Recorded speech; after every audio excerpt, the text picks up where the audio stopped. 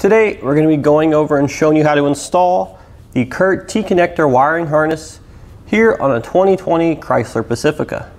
The only thing we're going to be able to see from this kit here is the actual trailer connector. Now there's a couple different means of attaching this. We can purchase a series of brackets here through eTrailer to permanently attach it to the hitch tube. However, we could just use the included dust cap to loop it around the safety chain loops, which is going to be the most economical option. So if you're going to be towing a trailer with your Pacifica, you will need a trailer wiring harness. It's going to allow us to remain legal while we're towing out on the road, letting those behind us know what we're doing. So this one here is going to be the most basic one. It has a 4-pole flat connector, which most trailers are going to use. However, there could be certain trailers that are a little bit heavier. They have electric brakes. In that case, you're going to need a 7-way, and we do offer adapters here at eTrailer that allow you to use this 4-way with the 7-way adapter. For the 4-way flat, the basic signals it's going to carry over the vehicle to the trailer. It's going to be the stop and turn signal circuits for both the left and right hand side, as well as the running light circuits.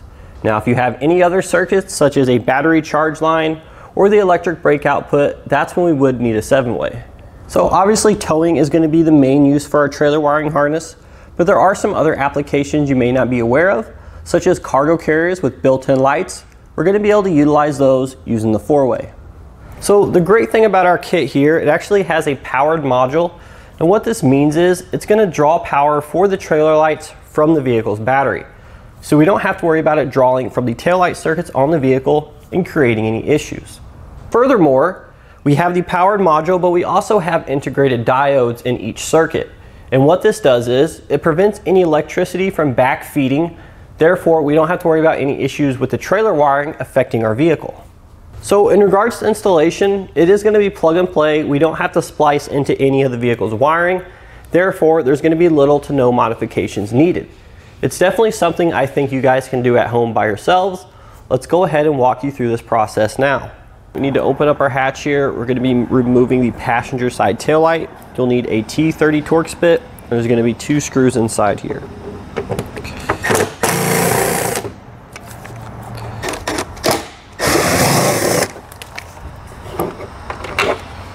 Once we have those screws out, we can pull our taillight out and away. And then we have one connector on the back here. See on the bottom we have that red locking tab.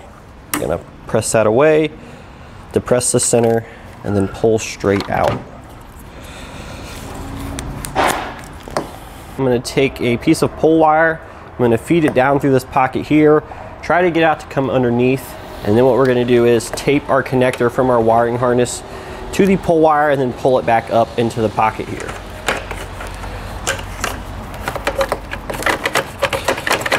So we got our connectors up where we need to be inside the taillight pocket here. Now it's a pretty tight fit behind the bumper there. There's really not much room for these things. So if you want to save yourself a little bit of trouble, you can actually just go ahead and cut this wire and then easily pull that one up through there. Just make sure you reattach it, preferably using heat shrink butt connectors like you can see we have here. Now that we have our wire up here, we're going to go ahead and just simply plug it into the factory taillight connector. It'll only go in one way. So now that we have our connections made, we're going to go ahead and reinstall our taillight here. You may need to tuck these down back behind the bumper there in order to have room to reinstall the taillight. Now that we have the taillight back in place, I'm just going to re-secure it using our factory hardware.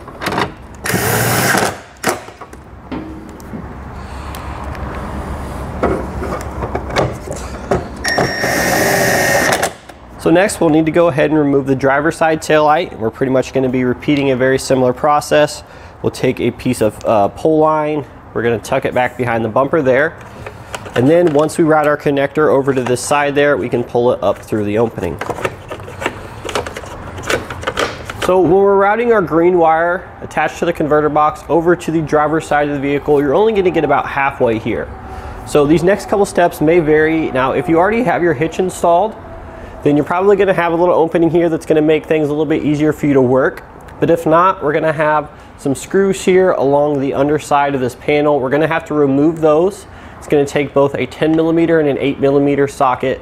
I'm just going to peel this down to give ourselves some more room to work. Because we can only get about halfway here with our converter box before we run out of our green wire. So what we need to do now is we need to actually mount the converter box. And what we're gonna do is we're gonna pull back this panel and we're just gonna mount it to the underside of the body right up in there. So in order to actually attach it, we're gonna use two methods. We're gonna use the double-sided little foam pad that they give you in your kit. And we're also gonna use a self-tapping screw.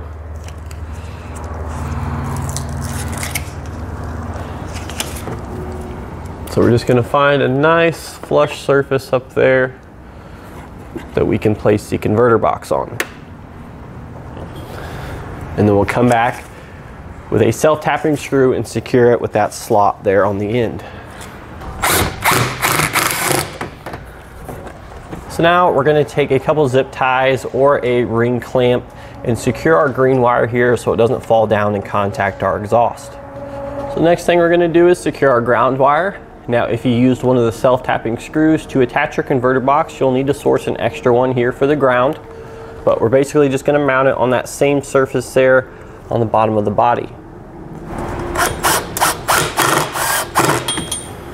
So now for our yellow and brown little harness here, we're gonna be routing this up behind the driver taillight pocket. So we're gonna do the same thing we did on the other side. We're just gonna go ahead and cut these to make it a lot easier to get up in there. But once we have them cut, we're gonna route them over the trailer hitch here. You can see we have our pull wire pulled down. We'll go ahead and tape those up to that so we can pull them back up in the correct position. So now don't forget to reattach our wires here to our connectors. Again, we're gonna be using heat shrink butt connectors, but once we have these on and sealed up, we are gonna go ahead and reinstall our taillight. So now the last two things of our installation. Number one, we need to secure the trailer connector so we can actually affix this permanently to the hitch using a series of brackets which we sell, or we can just simply wrap it around these safety cable loops here using the included dust cap. So that's what we're gonna be doing. Just make sure you tie up all your excess wires. And then we're gonna go ahead and route our power wire to the front of the vehicle. We're gonna go ahead and do that now, and then we'll show you the path we took. So we've already got our panel button back up, but our power wire is basically gonna run down diagonal across here to the corner section here where we have an opening right behind the wheel well. And then we have the wire coming out of there up and over our subframe. We have to jump over a couple of the cross members until it's gonna come out in this area here. You can actually see our wire here, but it's basically just zip tied to the brake lines, and that's how we have it routed to the front. So we just follow the brake lines all the way down here. Went ahead and just slightly removed this panel here. You don't have to remove all these fasteners, but there's a few of these nuts on the outside. You'll take a 10mm socket, and that'll allow us to tilt this panel down, and the brake lines are gonna be up underneath this panel. We're just gonna simply zip tie them to that, working our way all the way up to the front of the vehicle. So in this area here, we went ahead, you can see our wire, but we went ahead and attached our wire to a pull wire, and then we just shoved it up through there. Then we went up top to pull our wire the rest of the way through. So once we have our wire routed up into the engine bay here, I just like to use a zip tie it to something to stop it from falling back down. So the next thing we're gonna do is we're gonna be removing this little intake for our air filter. So it basically just sits into place like so, and we'll just pop it out. There's these little tabs here on the bottom. So it's pretty easy to slide out. But then once we have access to the battery, we're going to flip over this little red cover here. And this is going to reveal the terminals. Now we're going to be splicing into one of these in order to attach our power wire. And cut off the excess power wire here. We're going to grab our inline fuse holder, and then we're going to splice that onto that power wire. And then the other end is going to have the ring terminal, which will attach to our battery cable.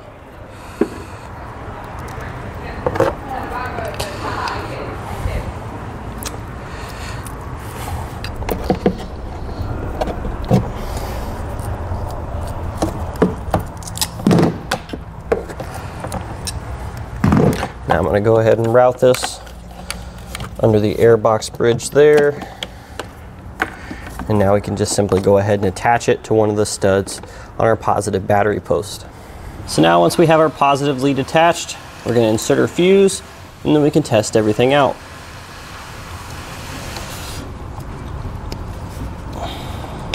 Now with our 4-pole tester hooked up, we can make sure everything works. Now we do recommend using one of these, but you can use your trailer as well.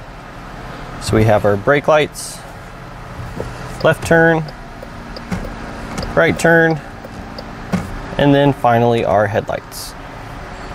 And that's going to do it today for our look and installation of the Curt T-connector wiring harness here on a 2020 Chrysler Pacifica.